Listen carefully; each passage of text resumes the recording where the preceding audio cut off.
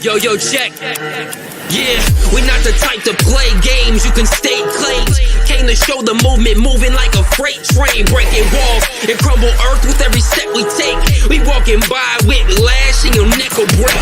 Never let it stray, so say it wrong, we'll set it straight. So coming at us with an awkward demeanor is leaving your life in the dead of face. So pedal straight, avoid these shots, we send it all costs. Do they believe in that it'll be different? We watching your body get hauled off. Simple as this, we giving the vibe of the revolution that we living within. Diminish the doubt of the haters that talk on the low because of this minuscule shit. More Dungeons and Dragons 2024 news than you could shake a stick at. Hold on to your hats, children. It's going to be a bumpy ride. I'm drinking coffee. It's 8:30 in the morning. This is the 15th day of May 2024. It's 52 degrees outside and drizzling because I live in California. But hey, there's tornadoes and forest fires in Canada, so weather! Not to be outdone with the release of the art from the upcoming Player's Handbook, Wizards also decided to let us know some more stuff about 2024 Dungeons & Dragons. And of course, knowingly opening the door for more controversy and complaints. All right, so let's just get into this, boys and girls. And if this is a topic you are tired of hearing me talk about, you should probably stop watching this now. I'll give you a moment. I'm going to drink some more coffee. Are you there? Okay, here we go. Anybody who thinks that the things Wizards are doing at this point in time are not intentionally intended to trigger certain emotional responses is living under a rock. I've been talking about this from 2015 till yesterday, and yet people still look at me like I'm an idiot or insult me. The way they handled the revelation of the character on the front of the cover of the red box, that was intentional, and they got exactly the response they wanted. The same with dropping the art and choosing the art piece that they did was intentional, and they're getting the response that they wanted. And the other two announcements that just came out, again, everything Wizards is doing is calculated to get them press. They don't care what kind of press. I mean, even major newspapers and magazines are covering this and saying negative things about it. But it's still attention. And at this point in time, Wizards will take whatever attention they can get because it still spins the algorithm and they can still show the shareholders, look, people are paying attention. Our numbers are up. And for every 100 people that go, this is crap, I want nothing to do with this, there's going to be one person that still goes, you know what? I'm going to check this out. That's a long game, but you know, it's bottom of the ninth. Bases are loaded, and they've got to knock it out of the park because they've literally got 3 years and counting to achieve the 2027 goal that Hasbro set for them, or else. We don't know what the or else is, but Hasbro made it very clear that there is an or else, and Wizards of the Coast made it very clear. They've only got 5 years to tell the 2024 D&D story that they want to tell in the hopes of achieving the goal. So right now, it feels like what they're trying to do is marginalize the buying public as much as they can. They want to push out the old players like me. They want to keep forcing the false narrative about how the old players think.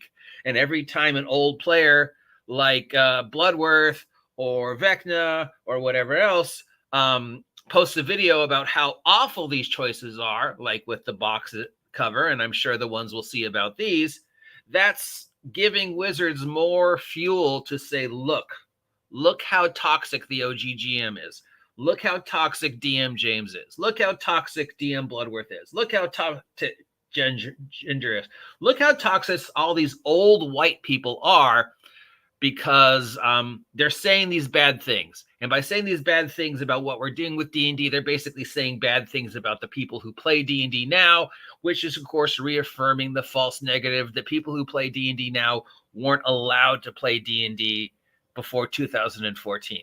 Every negative thing I post continues to force that narrative. I know that, and yet I still do it because it's news. And hopefully, like many of the rest of us, I can influence enough people. Now, the thing is, of course, is that the target audience Wizards continues to force this narrative on doesn't exist. And they still haven't realized that. But the money speaks for itself.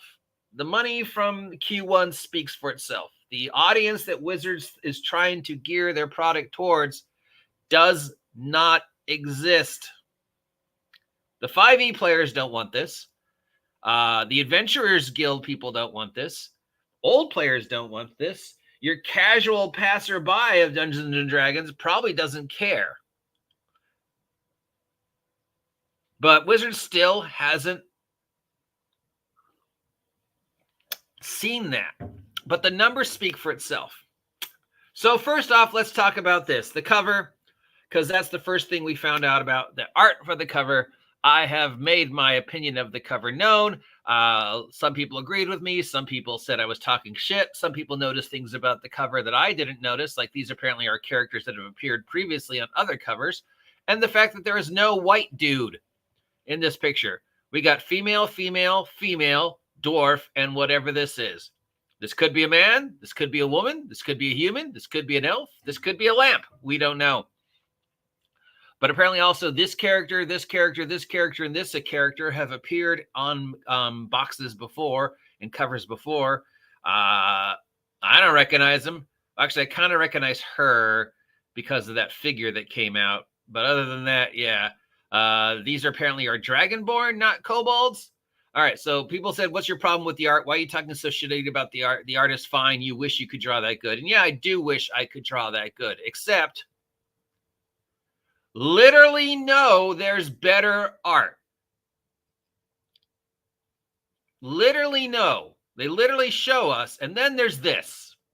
Not enough people have mentioned this. Now, at first I said I don't think it's AI art because it just doesn't pop the way AI art does. AI art has a certain pop to it. You know, even the really, really good AI art where you can't tell, there's still that pop. This is sort of lacking that pop. It's an uninteresting painting. And then you look at the full thing and you're like, what is going on? Because we got head, neck going into shoulders, and then shoulder going into one arm, which now makes me think maybe this is AI art because that looks like the kind of a mistake AI art would make. Wizards has already said it's not AI art, but yeah, neck, follow the line, goes into this, and then this goes right into this. I find that disturbing. Now, my other problem with this piece of art, other than the fact that we know they had better art,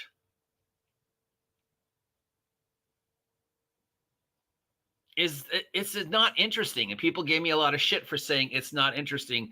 But from my years of working in the industry and working in movie stores and working at bookstores, I don't, you got to think about mom and pop general person. I'm walking down the aisle. The cover that catches my eye is the one I'm going to gravitate towards. This doesn't catch the eye. This is something you'd walk past, depending upon where it's placed. Now, yeah, people are going to buy it because we know people are going to buy it, but they're not going to buy it because of the cover. And if you're looking to attract new people, then you got to have that pop. Because the first thing they're going to notice is the art. Then they'll notice the name, and then that'll trigger the, hey, I'll check this out. But this is just, it doesn't pop. And again, yes, I wish I could draw this good. And yes, I'm glad this artist got to be paid for this, considering we know how awful Wizards is treating their artists. And we know that whoever drew this will probably be gone within 6 months to a year. But again, I mean, you had this one, which is slightly better. You had this one, which is amazing. And really, the best choice would have been this one.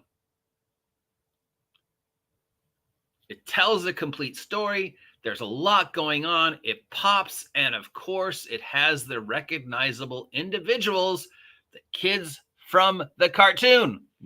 Which is the next story. But damn, moving on to this. Okay, so Wizards of the Coast has informed us that yes, the kids from the Dungeons and Dragons cartoon have grown up, and this is them. They are wandering around somewhere in the Forgotten Realms. We'll get into that in a second. We saw them in the movie, so we know that at least some of them stuck it out. Apparently, despite the fact they've all gotten older, they haven't changed their clothes except for Presto. She's still wearing the exact same clothes. Bobby's still wearing the exact same clothes. And Hank is still wearing the exact same clothes, also wielding the exact same weapons. There's Uni right there, if anybody was wondering where Uni is. This is a great picture. I stand by they're not the kids. I don't care what Wizards of the Coast say. I go by what the creator of the series says. It was his series. He wrote it. He came up with the ending. Plus, would you really want them to be the kids? Would you really want them to grow up all Narnia-like, knowing that at any point in time, Dungeon Master could have sent them home but chose not to? That they've basically been living out this warped, I kidnapped you, Stockholm Syndrome fantasy of Dungeon Master because he's too lazy to do his own job, and he didn't want to deal with his kid directly. So basically, he hires a bunch of kids, gives them powerful artifacts, and says, go kill my son, and then I might send you home. Because Venger is Dungeon Master's kid, right? Everybody knows that, right? And Dungeon Master could have sent them home at any point in time, but he didn't. So now we're like, oh yeah, well, they chose to stay. Stockholm Syndrome much? But be that as it may, I don't care if they are or are not the kids. I know people will say they are. Wizards of the Coast says they are. I don't know what the author and the creator of the original series is saying. They probably just gave them enough money to go, you know what? They're the kids. They're not the kids. I don't care. I'm counting my money, which is the exact same thing I would do. This is a better painting. So I don't know if the kids are going to be the example characters in the example adventure, or we're just going to see them in the art. Or if they're going to have character record sheets or whatever. Don't know. Don't care. Doesn't really interest me. Guess Uni's gone, or they ate Uni, or Uni realized that Bobby wasn't a girl. But yeah, just better picture. Better picture. If you want to convince me to oh, sorry, I'm not even showing the picture. Okay, yeah, better picture. Right? Okay, yeah, again, they haven't changed their clothes, except for Presto. He's basically decided to start wearing pants. Bobby's grown up and gotten a tattoo, and I guess Uni went, wait, you're not a girl? Or they ate Uni. But yeah, just better picture. Also, again, who here didn't know that Venger was Dungeon Master's kid? And that he basically kidnapped these kids from another universe to kill his kid for him because he didn't have the balls to deal with it. All right. It looks like we got some comments. Well, from one person. Hey, Dark Winter, how you doing? All right, let's go down the block here before we get to the last one. So the diversity hires on the front of the cover of their new but not new PhD. They claim they're characters that have appeared previously. But yeah, they are obviously, look, girls of different color, and no powerful white man. Who summoned the other heroes DM had to help when they arrived in the realms? Either Dungeon Master summoned them before, maybe Elminster did, or maybe they were always there. Or maybe it doesn't matter because the Forgotten Realms is not going to be the example world. We'll get to that in a second. They want to go online but can't and don't want to put in the work in to make it work. I guess he's referring to the art. Sheila the Rogue. Yeah, that's who it was. They made a figure of a character that was Sheila but wasn't Shiro.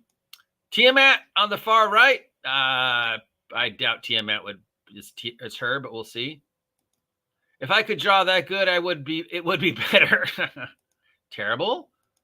That's a kobold, not a dragonborn. Maybe a dragonkin. I thought it was a kobold, but somebody said it was a dragonborn. Yes, that would be better. Reminds me of the intro to the AD&D set. Do they have the rights to that? I don't know.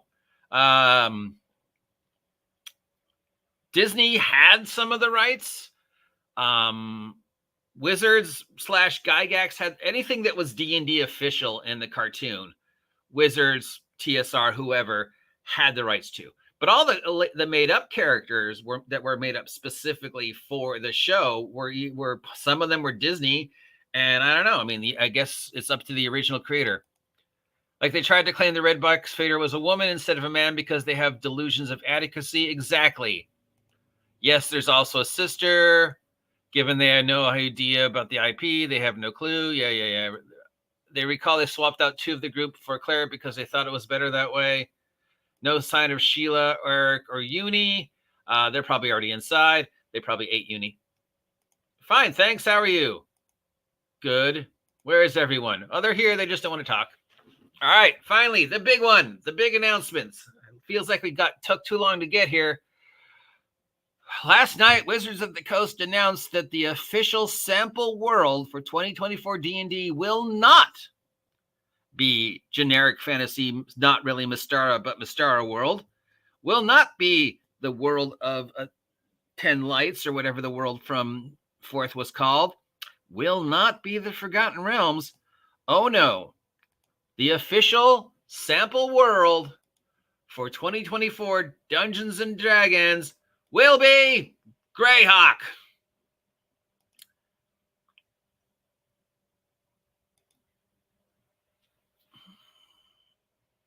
Maybe.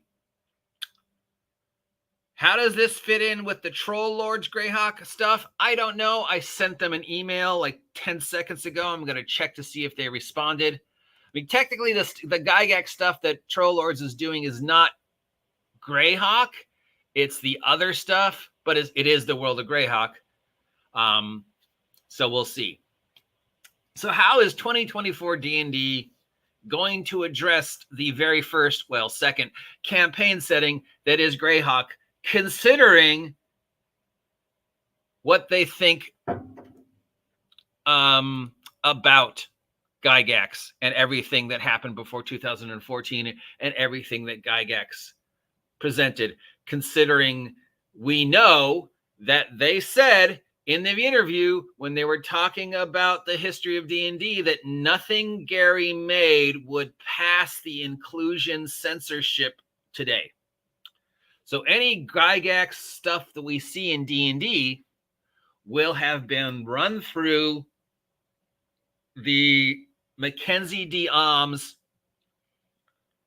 Kyle Brink social justice inclusion colander, and they will remove anything that is any way, shape, or form offensive, because they told us nothing Gary and Dave wrote would be able to pass the inclusion sensibility censors of today. So here's a chance for them to once again piss off the old school, piss off the Greyhawk fans, piss off the Gygax fans, establish a brand new Greyhawk reality that fits in with their version. On the bright side, there'll be a map. And I think they're counting on people to go, oh, I'll get it just for the map. You will notice that the map looks kind of different than the Greyhawk map we're used to. I don't know when this takes place in the Greyhawk timeline, what the sample world is going to include, not include, if it will come with an adventure. Does this mean the kids are now in Greyhawk and not the Forgotten Realms because now Greyhawk is the official sample world? Does this mean any future product they make after 2024 will be set in Greyhawk? Or are they going to continue with the world neutral, which they said it was going to be? And why include a sample world after telling us for the last 2 years that it's going to be system agnostic, that they're focusing on the D&D multiverse, and there's not going to be a campaign world? But as of today, when the Dungeon Master's Guide comes out in November, December, it will feature a 2024 revision of Greyhawk. Now, I can't imagine it'll be Greyhawk that we know and love. The best that we can hope for is that it's harmless and not awful, but it's Wizards, so we can finally, I assume we can expect the exact same thinking that we saw with them trying to gaslight us about the box cover. So I think it's safe to assume that anything we see about Greyhawk is going to be brought to us by the same brilliant minds who said, oh no, it's always been a girl. You just never saw your face. That's her face right there. It's completely different dude. No, that's the dude right there. Larry even says so. Larry doesn't know what he's talking about. He's an angry old white man. All right, so you got all that?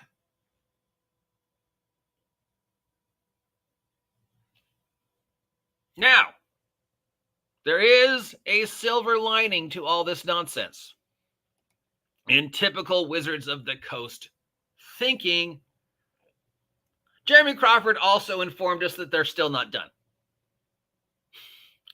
And they're still making changes. And they will still be making changes to the Dungeon Master's Guide before it hits November. And they're still working on the Monster Manual. And and if you want, you can see a complete list of all the changes in the article from beginning to end. You can go to the D&D Beyond and read Crawford's long list of things that change and things that keeps changing. So in telling us that Greyhawk's going to be the official sample campaign setting, they also told us, well, we're still working on it. We're still working on the player's handbook. As of now, there's 42 subclasses, except for the spellcasters. They don't get as many subclasses as everybody else. They did have some more subclasses, but we took those subclasses out to replace them with the psychic characters because there was such a big outcry for more psychic characters. No, there wasn't, other than the soul knife, because the soul knife is broken, but not as broken as people think it's broken. The most broken rogue build is still the Booming Blade Rogue. So, hey, everything I just said for the past 22 minutes could change between now and September. Could change between now and November, right? Right? Crawford said so. It's still being worked on. I don't believe that. I definitely believe Player's Handbook is done and has been done for a while. It was done before the last survey. It's probably been done for over a year, and they've just been gaslighting us. I'm probably using that word wrong.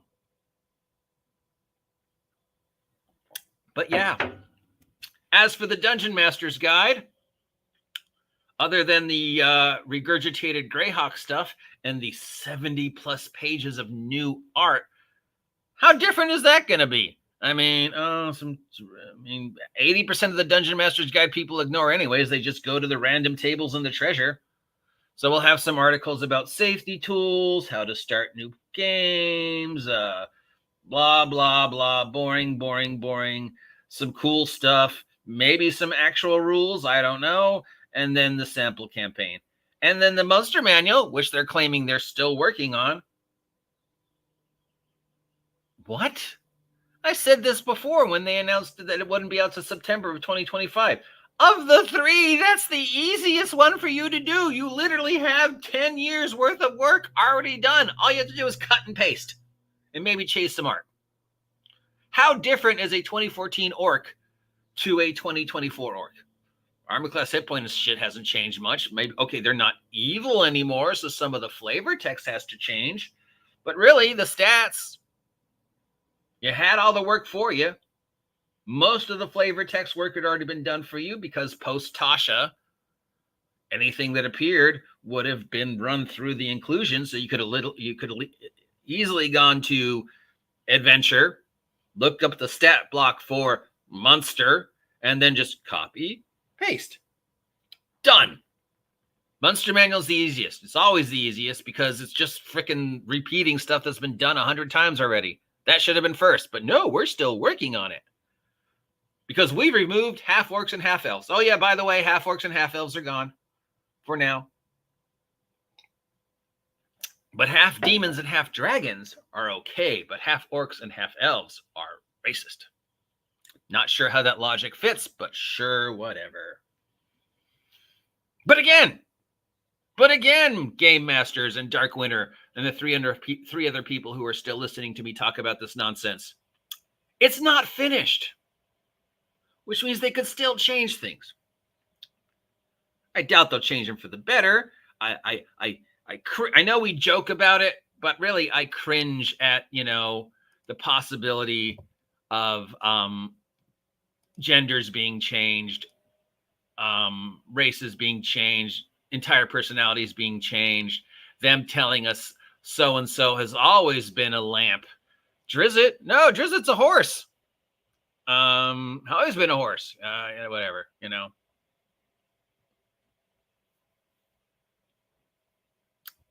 Those are the things, but that's the goal. The goal is to fracture the fan base. The goal is to continue to piss off the old folks like me, so we continue to post videos like this, so they can continue to say, look, we're right about the old fucks, while continuing to try and appease the fan base that they think is their target fan base, but it's not. So we'll see. But meanwhile, because I don't want to leave you without some nightmare fuel, again, what the fuck is going on in this picture?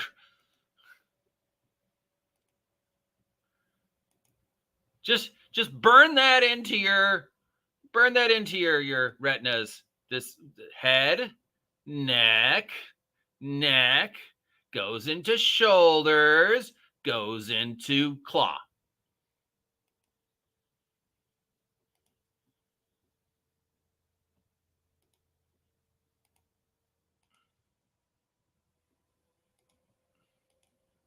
Right? There you go. Nightmare fuel.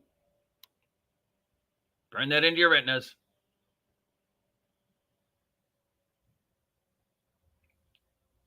Somebody explain to me how that works.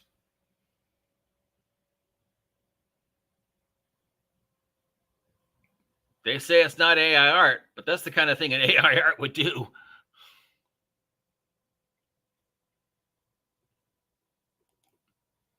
And on that note,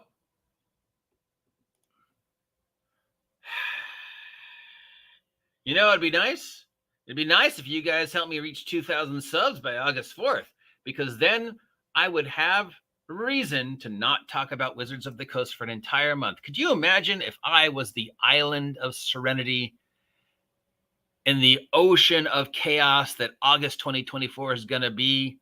Everybody and their dog rattling their stick and talking about Wizards of the Coast. And here's the OGGM providing you a Wizards of the Coast free month. All you have to do is help me hit 2001 subs, and I will live up to my promise and not talk about Wizards of the Coast for an entire month, if not longer. But of course, if I don't hit 2001, I'm going to keep talking about them. So think about that. Now get off.